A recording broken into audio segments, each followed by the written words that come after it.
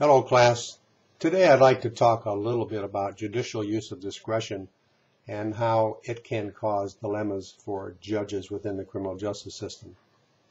As we have learned, the use of discretion in all aspects of the criminal justice system is pervasive, with all decision makers influenced by their individual values, ethics, ideologies.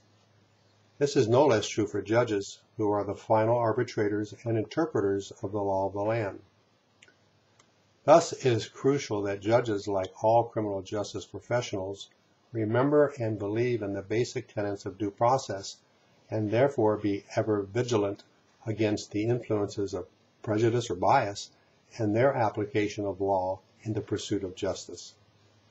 One cannot simply argue that any discussion concerning laws that prohibit certain types of behavior, for example, abortion, exclusionary rule, integration, drug and pornography, and so on, are only just legal issues.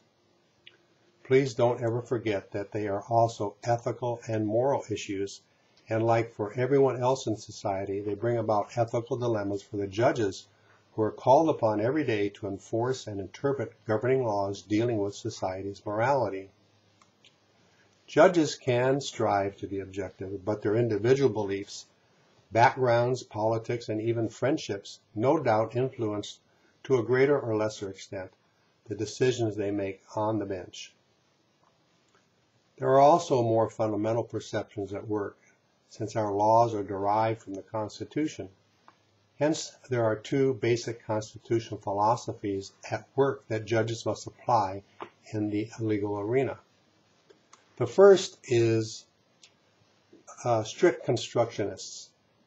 This group is called strict constructionists because they argue that the Constitution should be implemented as written, and if any changes are to take place in rights, responsibilities, or liberties, these changes should take place through the political system, that is, through legislative action.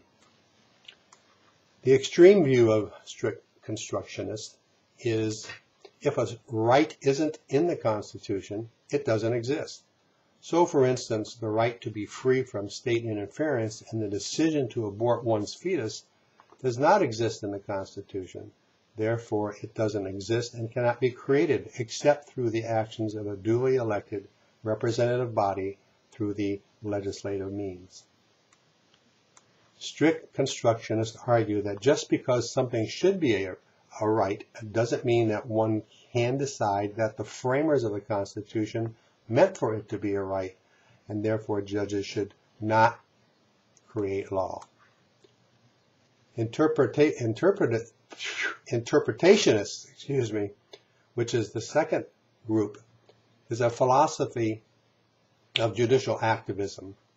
They have a looser reading of the Constitution and read into it rights that the framers might have recognized or that they should have recognized because of either cultural or community evolving standards.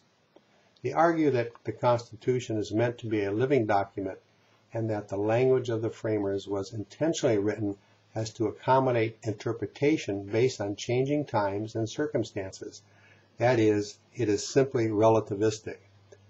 For further discussion on this, you should go back and read Relativism and Absolutism in Chapter 2 in your textbook. Concepts such as due process, for instance, from the 5th and 14th Amendments are flexible, so they can be used to address new questions and new concerns. Interpretationists place less emphasis on precedent, minimize procedural obstacles, and other lesser differences to the political decision makers. When the court was in its most activist phase, which was under the Earl Warren courts in the 1960s, it delivered broad opinions that have had dramatic effect on political and legal aspects and the landscape even today. Now, critics of the judicial activism point out that just because judicial activists have been promoters of civil liberties and socially progressive causes, such as integration and free speech, there is no absolute necessity that activism could or would always champion such individual rights.